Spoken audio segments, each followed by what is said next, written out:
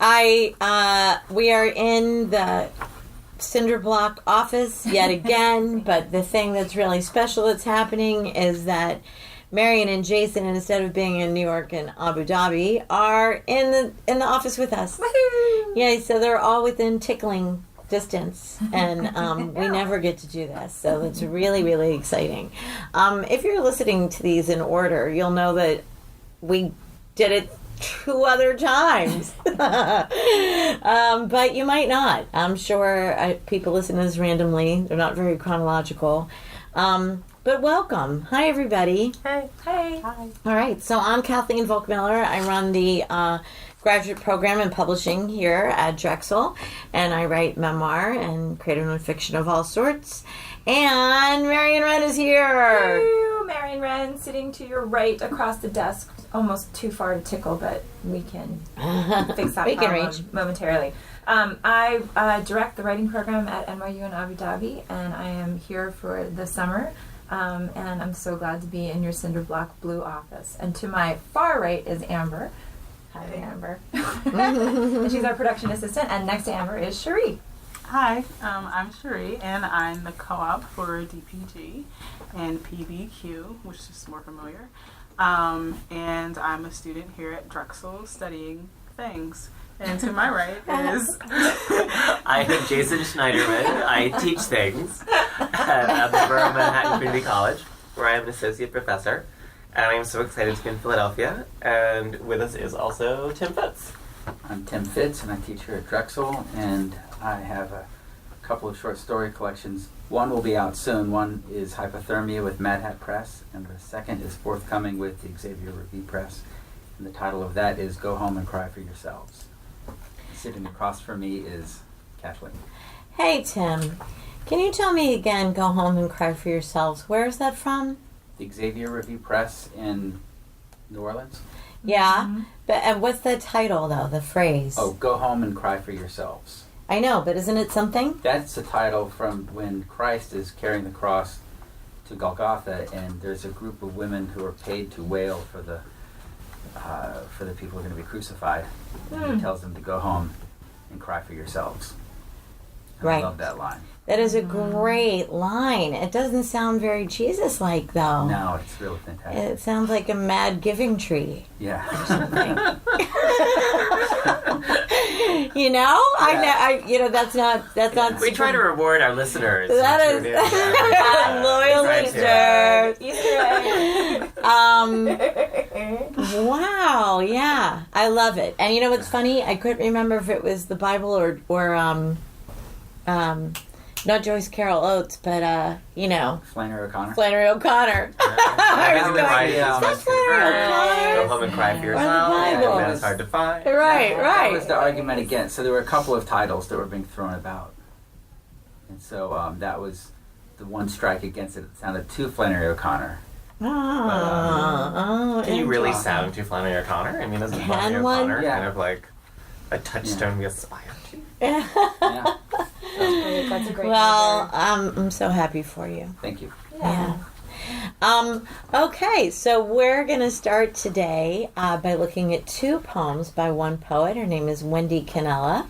And I think that we should note that Wendy published with us previously because she conducted an interview with Laura McCullough. Yeah. So if anybody's interested, issue 95 of the Painted Bride Quarterly, one could read Wendy interviewing Laura McCullough. Mm-hmm. But for now, we're going to read Wendy's poems, and I think that's really exciting. Yes, it is. Can I read the first one? I would love for you to read the first one. All right, here we go. And it's Gala Dali Speaks Broken French.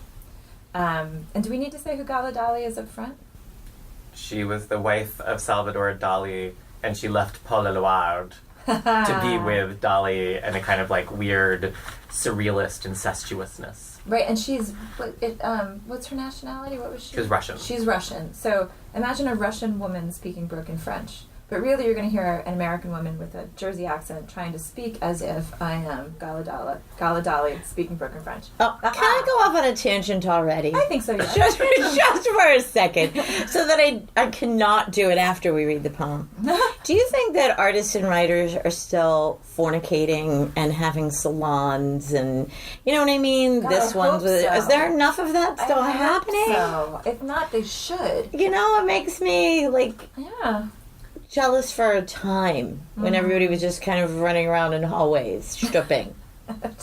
I picture like AWP gone wild. I think AWP is already AWP online. Actually be true. I am strongly of the opinion that if you're having sex with other writers and people know that you're having the sex, then you're doing it wrong. That's for your biography. Oh, That is Maybe not- so it is Age happening. I'm because just there not is aware no of it. rumor or gossip. This is good. All right, Gala Dali speaks broken French. Wendy, I'm going to do my best. Of the spinning wheels, très vite and straight, from the States of the United to Montreal City, of the heavy traffic, bumper to bumper, and us, look at us, full to the brim, a clown car of activists, caravan of aerialists, and suddenly I pull my black hat down lower over my forehead, telling each of you which lines are yours to sing, wanting it all so badly to lead into the poem, turning up footloose, snapping back the door handles to escape like Smurfs into the congested highway. And this takes us nowhere. Egotism of drawing attention, egotism of dwelling on those swaying hips between stopped cars, but this is it. This is where we dance the good little dancing. I mean, some excellent shaking. Will you make it meaningful in the end? Will you make out with me? For the moment, will you hold the wheel? I'm taking my sweater off, and the stars seem so agitated up there, trembling in their deep space, and that is just the sort of dramatic gesture we've come to expect from the stars, and one after another our sweaters are cast off. The traffic starting to move again, the drivers left with the unsettling ache of knowing they have teeth inside their tender mouths, strangeness of the body and of living. Through them, the breath of words, I think, je pense, I believe, je crois, I feel, je sens. The neck and the shoulders, le visage. I never thought I had power to hurt anybody. I can barely make sense. But why else would I coerce the entire universe into bowing before my imagination, bestowing a corny nickname on each of us? You're Mama, and I'm La Bamba. Let's cover the world with our America. Yeah, let's take it with us to the jazz festival, where all of us, my papa, my painter, my Smurfette, my friends, all of us, my friends, made wreaths of our foolishness, and I made a nice wreath. I wear it around my face all night. The prayer for you to touch me. Sympathique. Sympathique. No. Sympathique you. Sympathique you. This is nice. It feels good. You want to hear something else, something sophisticated in French, but I'm far too young to know what it is you want. I know only one phrase. It tells us when the music moves, you will hold my hand and eat from my hand. It tells me the whole bright blue night is a crown. So here is my stupid, unstoppable tongue. If you misunderstand, you misunderstand. Beautiful. So, pardon Thank me, Wendy you. Cannella on Sympathique You, which I tumbled over, but whoa, No, that's a that fun was one to great. read. That was absolutely great. Fun one to read. I love the part about teeth inside their tender mouths. This is amazing. It sort of captures the surrealist experiment so perfectly and kind of makes your whole body strange to go like, oh yeah. Teeth. I never thought I had power to hurt anybody. I can barely make sense.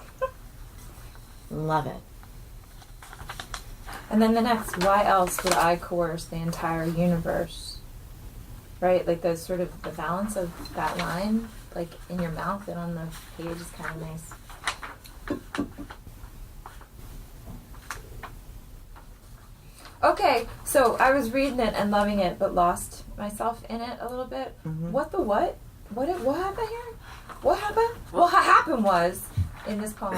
Go ahead. There's another narrative in which she's driving in the present, right? And they're listening to Footloose, and Yeah. she's taking off the sweater. And then doing a sort of like, streaking thing in the highway. Is that happening? They get out and they streak, or are they driving naked? Oh, I don't know. I guess. Okay. Wow. So, okay. I never saw the naked. They're pulling their tops off, right? Because it says that they're going to get out, right? Like, I'm taking my sweater off? snapping back the door handles to escape like Smurfs into the congested highway.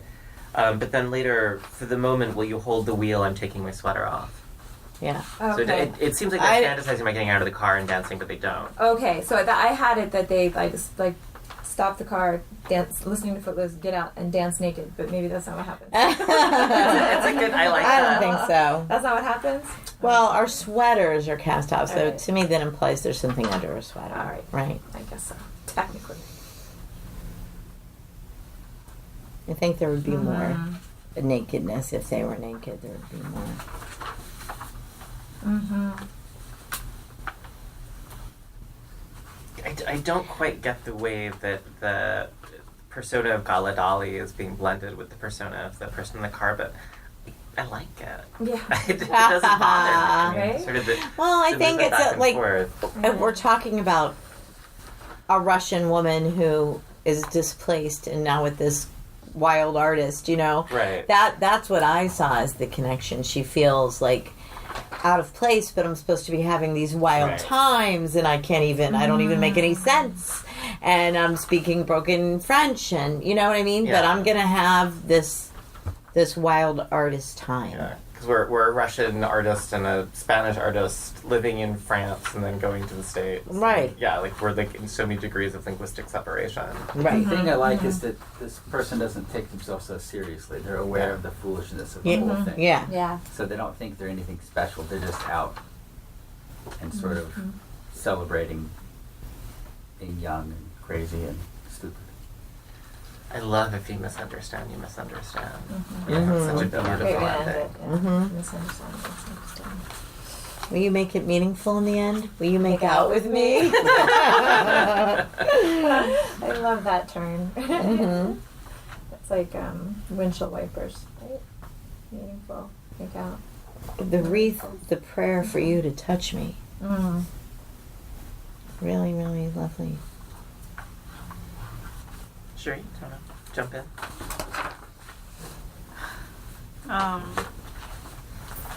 I guess in the beginning, as Marion was saying, like while you were reading, you were a little lost in it. Mhm. But I was having a time figuring out if all of these events were really happening or if they were like, I guess fantasy, Yeah. like driving in the car and like everything's like moving really fast, desires and the hopes and dreams and all that kind of stuff. Like trying to figure out if these are real events or if it's like a craving for a fun time. But I don't know. No, I'm with you, and I'm picking that there isn't a lot of literal narrative here. I don't think she actually made a wreath and put it around her face.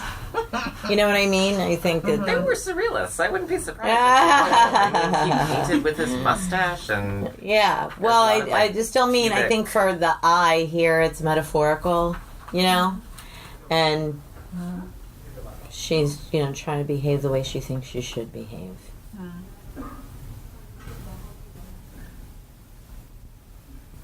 And all that the self-deprecation, everything from I didn't think.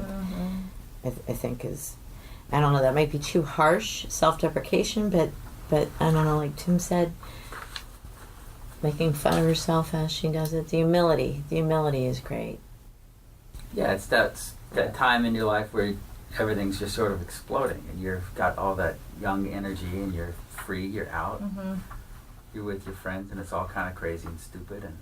And what I like about the poem is that those times are much more meaningful if you are aware of the absurdity of everything instead of taking things too seriously.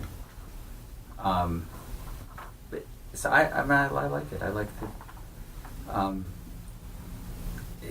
For me, it has that energy of whenever this person gets that kind of freedom to get in a car, to be out, to driving to Montreal or driving anywhere. I mean, it's crazy when that first starts happening. Whatever the age is, when you're out and you've got a car, and you've got 96 cans of beer in the trunk for the weekend, and you're in something, and you're out, and it's great. Yeah. So I love the sort of wildness of the poem, and I love the way the use of the first person pronoun makes me actually feel lost a little. And what I mean by that is, like, I have trouble figuring out the difference between the I now and the I then. Like, when did this happen, and where is the speaker now relative to the events of this? Like, how close is that? How far away? But what I love, like, that and, right, I can barely make sense. Why else would I coerce the entire universe into bowing before my imagination, bestowing a corny nickname on each of us? There's something about that self-knowledge in that line that it's like, yeah, it is corny and silly fun, but it's also this, like, arrogance of power of youth. Like, I'm going to give everybody a funny nickname, and you're going to abide by the name that I've just given you. In this sort of, like, godlike gesture, even though it's, like, wacky as all get out, right? Yeah, the whole bright blue night is a crown. Yeah. It's like when you are king of the universe, right? Yeah. And it works then. That's the moment where it works, and it doesn't work any other time. But there's a distance between that then and the now. Go ahead. I'm sorry, go ahead. And but I can't figure that distance. That is not necessarily a problem with the poem. Yeah. I think the I is telling it in present tense. I don't see the I looking back at all. Okay. I think the I is emerged in the moment. The moment's still happening. This night. Right? I think it's... Yeah, there's not... This is it isn't an older person looking back. She's in it now. But that self-awareness, to me, makes it also a little more interesting. Yeah. That they're able to see immediate it self-awareness. Yeah. Okay. It definitely feels very present.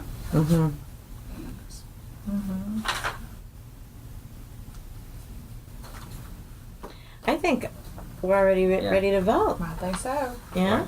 Okay, shall we? 1, 2, 3, vote. And it's unanimous! Woohoo! Yay. Thank you so much, Wendy Cannella. I'm so happy to have this. Love it, love it, love it, love it. Great fun. Really, really lovely. All right, we have one more from her. What can happen to women and men? I volunteer Jason. Jason! Right. I am volunteered. What can happen to women and men? It has an epigraph. Right. Not an epigram, Not an epididdle-hawker. From Patti Smith in Ask the Angels. Honey, honey, the call is for war, and it's wild, wild, wild, wild. What can happen to women and men? I never met an angel I didn't like. The one who knits hats for newborns, the one humming delusions to the broken world, forlorn angels pacing the room, pulling out their own wings, feather by feather, stone angels, crumbling beneath the pure arch of love. Even the worst angel there ever was, I liked him especially, with his motorcycle and stolen jewelry, his murderous thugs.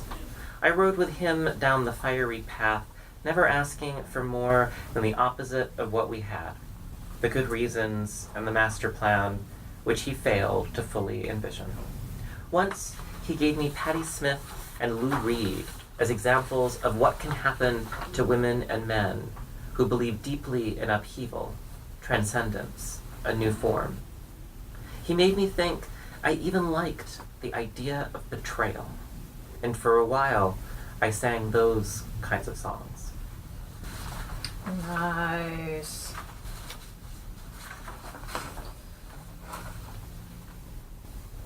Even the worst angel. So the he in the second part, like in that, in the second sentence of the poem, right, is the worst angel. Once he gave me Patti Smith. Got it. I love the line, never asking for more than the opposite of what we had. I'm always so scared for people on motorcycles. You're so scared? Often? Yeah, well, just whenever anyone's on a motorcycle, like their fragility, like they're just, it's terrifying. Yeah. You know what they call them in hospitals? Donor cycles. Have you ever ridden on one? Absolutely not. I have. You do feel very exposed.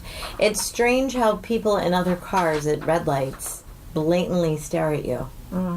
Like you're exposed Yeah. in all ways. Well, it's like we're in a strange. box and you're just out here. Right. On a naked right. blade. Yeah. Right. Yeah, but that is. I never met an angel I didn't like. Is the opening line is great to me. I love that, and even the worst angel there ever was. I love there ever was. Not that I met. Just really, truly, the worst angel there ever was. And the Planet Hell's Angels. I liked him and especially. Yeah. It's a great way in. I mean the Yeah. movement through all of the angels to get to the bad boyfriend angel is wonderful. Pretty genius. Pretty genius. But the poem seems to break in two, though, right? So it's like you get the sort of pantheon of angels, and then you get the Lou Reed, Patti Smith part. What did you guys make of that break? Oh, I liked it fine. I mean, I sort of went into expecting to be irritated by someone that might be globbing off of Patti Smith and Lou Reed.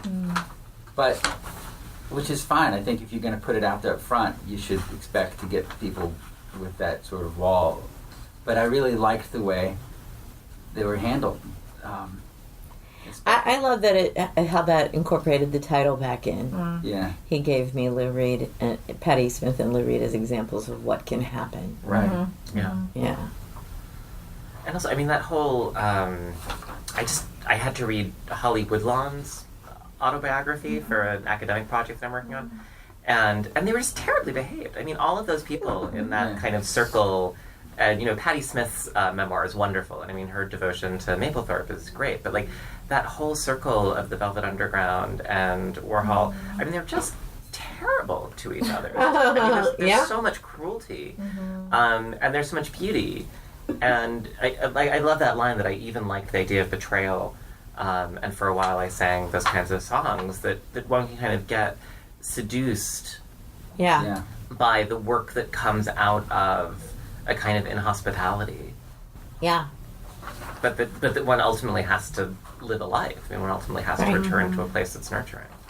Who believe deeply in upheaval, transcendence, and new form. I love that. Searching of a way to live and, yeah. And what can happen to men and women. Yeah. It makes it as if it's not autonomy, it's not free will. This just can happen where you can hurt each other so badly. Yeah. Right? It can happen. Yeah. I like that it's women and men. That it's never men and women. It's always women and men.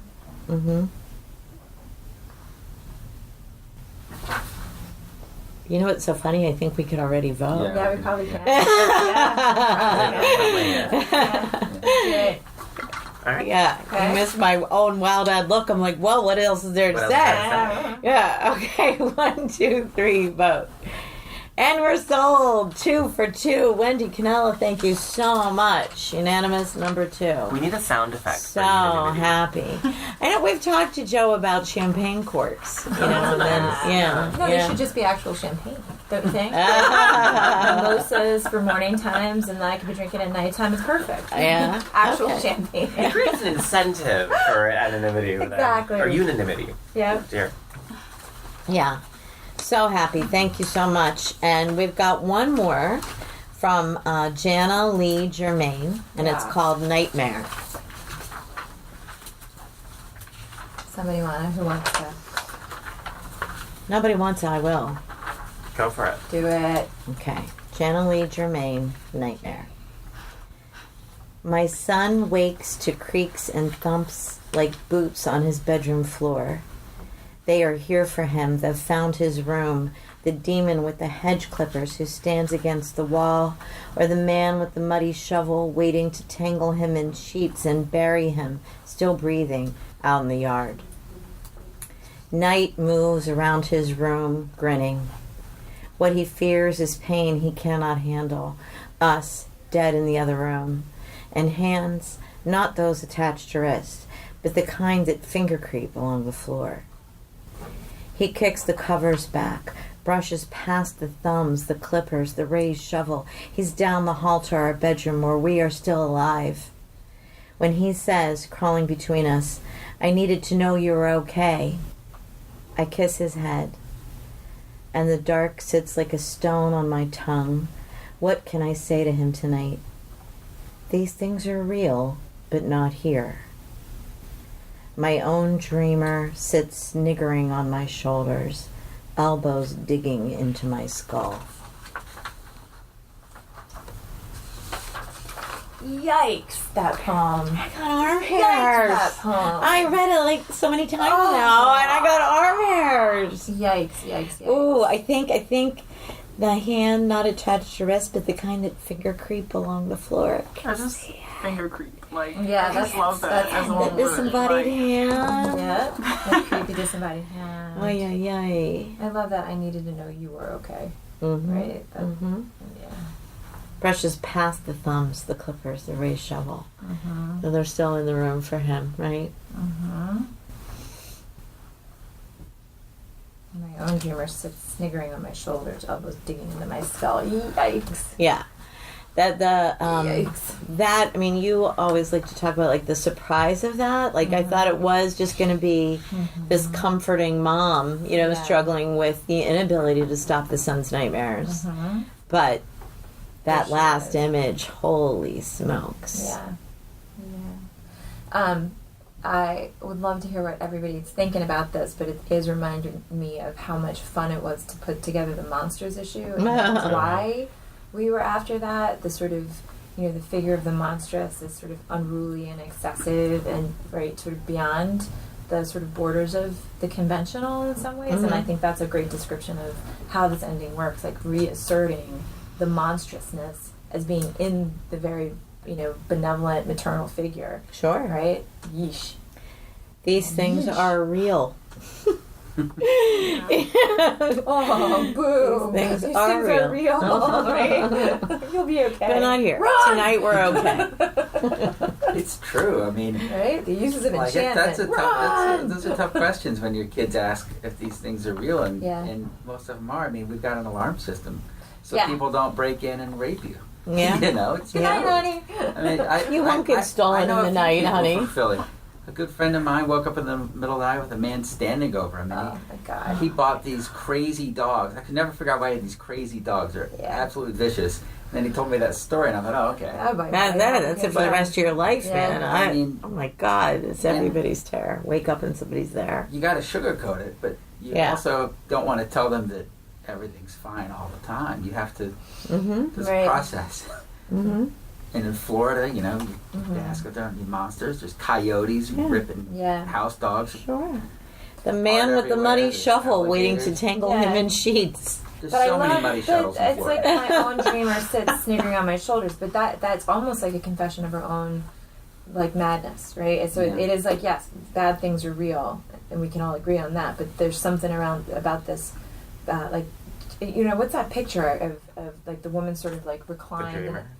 Is it called I The think it's called- Dreamer? I thought it's called The Dreamer. Something like yeah. that, right? And she's sort of, it looks like you know, It's a succubus. yes, and it's sort of like sitting either on top of On- her, to the right of her, yeah. just sort of like On her chest. on her Mhm. chest. Yeah. That's what those succubuses do. They suck you. That's succubus sucks you. Disembodied hands that walk around on their own are not real. Mm. All right. Okay, cut you to- tell yourself.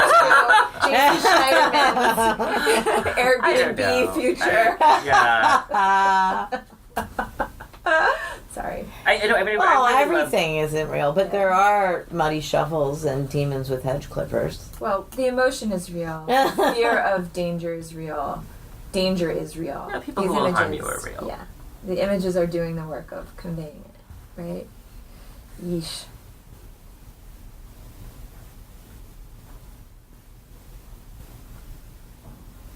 And I believe that the kid said I needed to know you were okay, but I also like, I don't know, I want more. Like I maybe I should recuse myself as being childless. But I don't know. There's a lot of people in this room More that than are half the room childless. is childless. My night guessing. terrors, and I don't know. This doesn't quite. I mean, I'm not having quite the experience that everyone else is having. I'm Yeah. trying to figure out why that is. Well, I am not childless, and I don't think I would have liked it if it would have just ended on I needed to know you were okay, or any the thing the magic happens with the dreamer sits sniggering on my I shoulder. mean, I really wanted the poem to open up that these things are real but not here. I felt like that was actually sort of the place where I wanted kind of things to open up, and that kind of resolving with I have my own fears as I comfort you wasn't like that. That felt it felt cut short to me. Like I actually wanted to know more. Like I wanted to kind of like keep going with that sense of danger. If you started with these things are real but not here and ended with what can I say to him tonight? For me, that would. If I had to No, do it's a got to little end with surgery. that last image. Yeah. Yeah. I see like a gargoyle demon. Succubus. Yeah, succubus.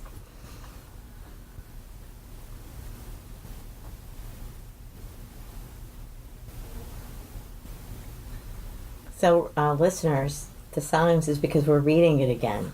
Yeah, that's true. It's true. So We're not staring at remember, each you other. can look at it as well. Yeah, on we're our, definitely on not our staring at each pages. other. Well, I was thinking that structurally. Yeah. I mean, I feel like there's like maybe I'm not giving it enough credit because it's very conversational. I mean, there's sort of nothing.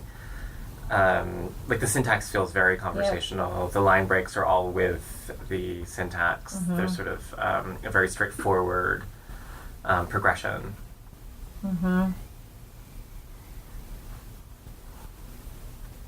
I like two of these lines. The one that reads somewhere in the beginning, kind of working towards the middle, where it reads night moves around his room grinning. I really like that one. And I also like going toward the end.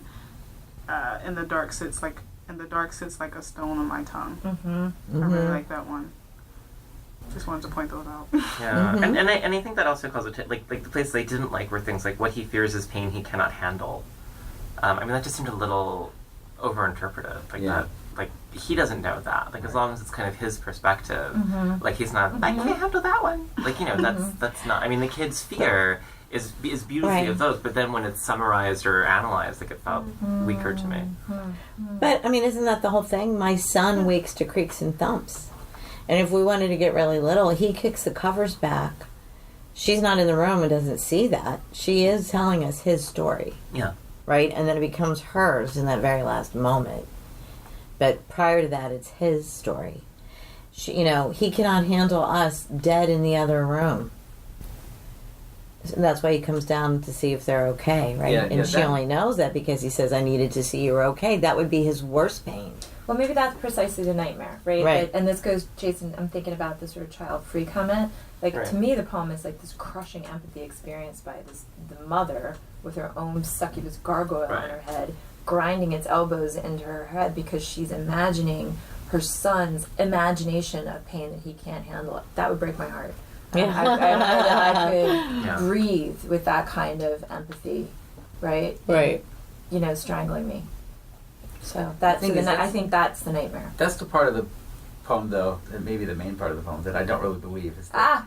Cause I think it's just an excuse. He just wants to get up and say, "Are you okay?" Just because he can't admit that he's scared, right, and can't be alone, right.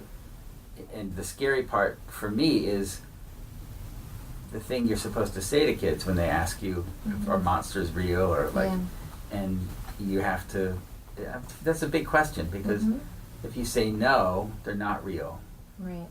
And then when they find out they are real, it's like it's worse, I think, when parents try to protect their kids with ignorance.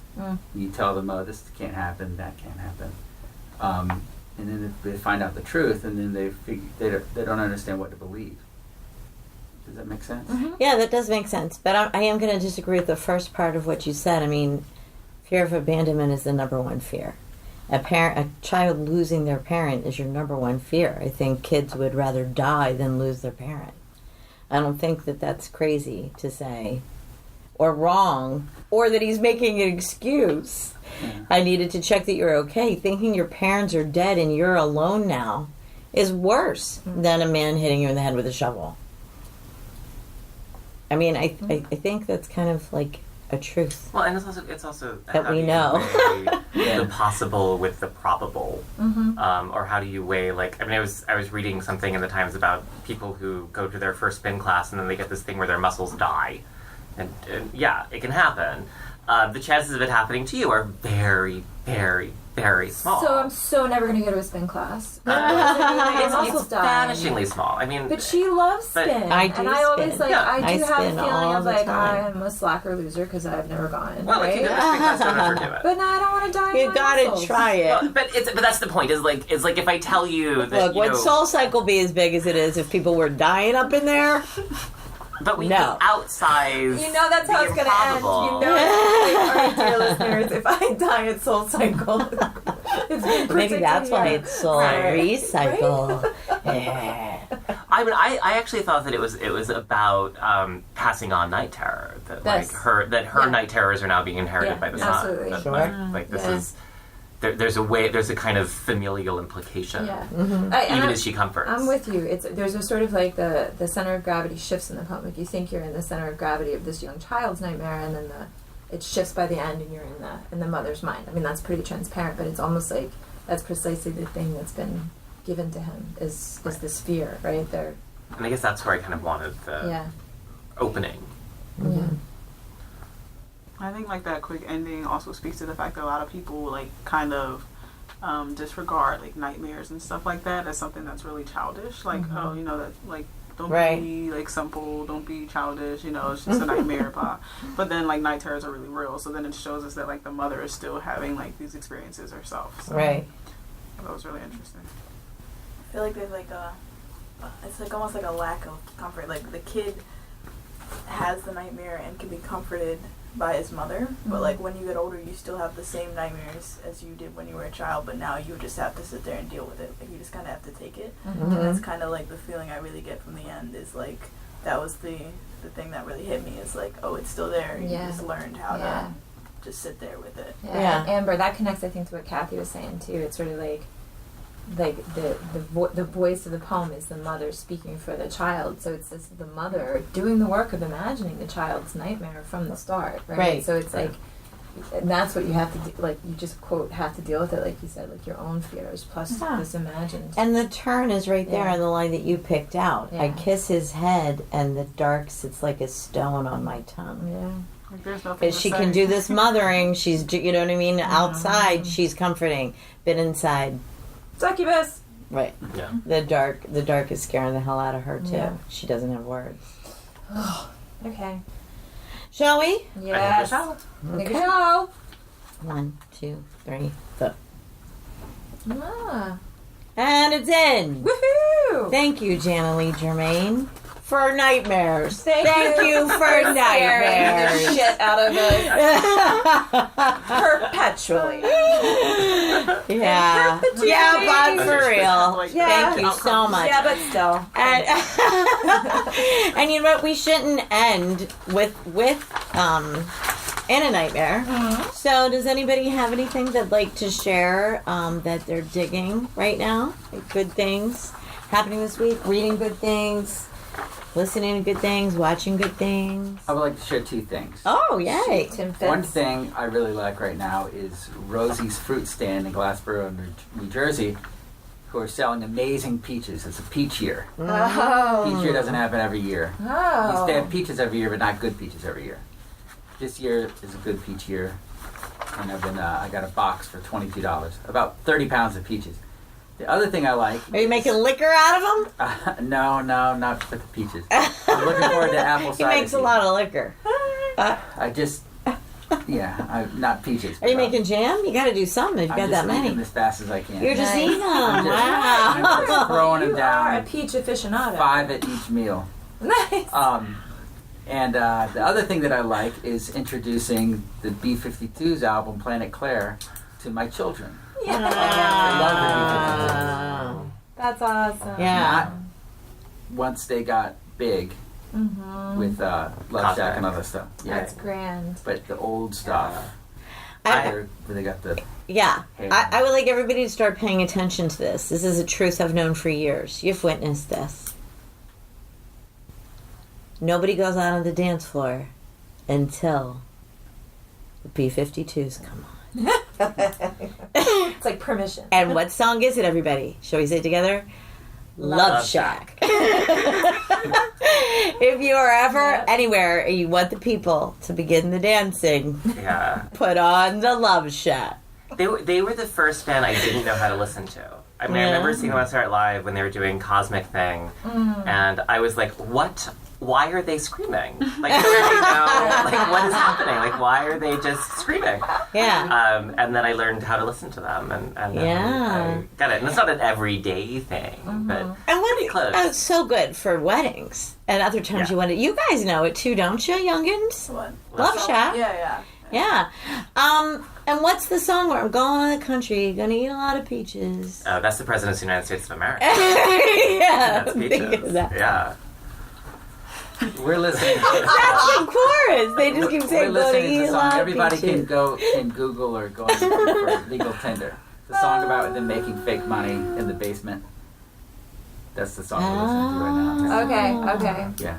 That's the President of the United States of No, America? it's the song? B-52. It's the B-52. B-52. Do you think That's on, Private Love Idaho Shack is my works as favorite. the title So, for today's episode? For this Perhaps Love episode? Shack. And that would sort of Perhaps. like be the sort of counterbalance to ending in a nightmare. Because like Wendy's poems are like living the wild life, kind of love shacking around. Yep. Right? There's a lot of love shack going on in the house with the nightmares. And then it's ironic. Yeah. Exactly.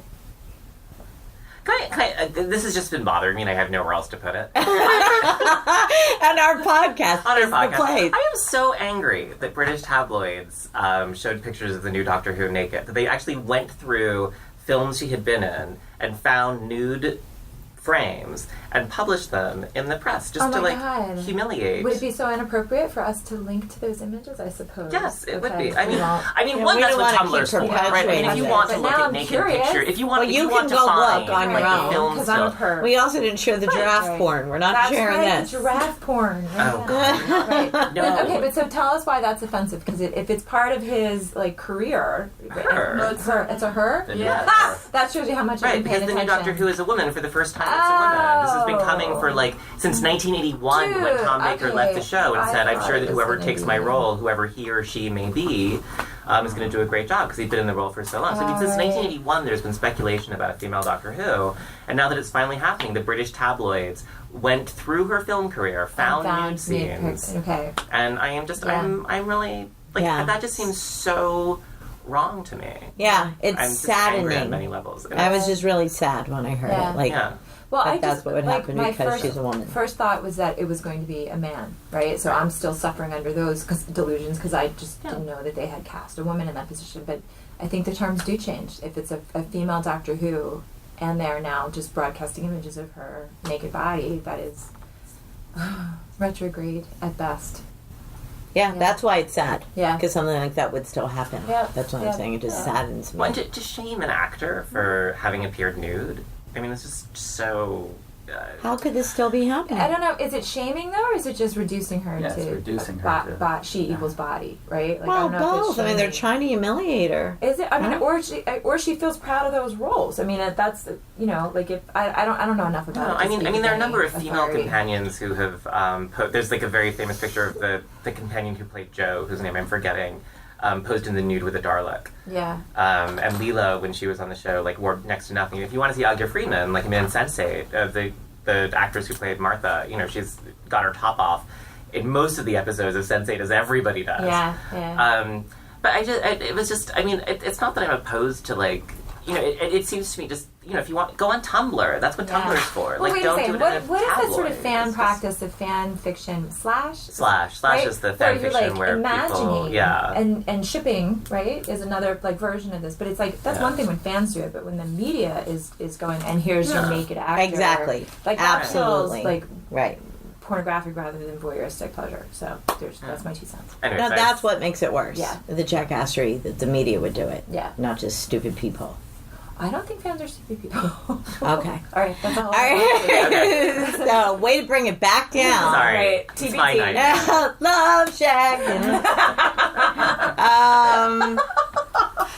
So, Ending on a high note, Love Shack. listeners, follow us on all the social media. Tell us what you think. Not of my singing, but about anything else, especially what we're publishing here, thank you, Wendy Cannella and Jana-Lee Germaine.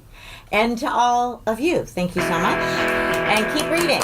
Woo!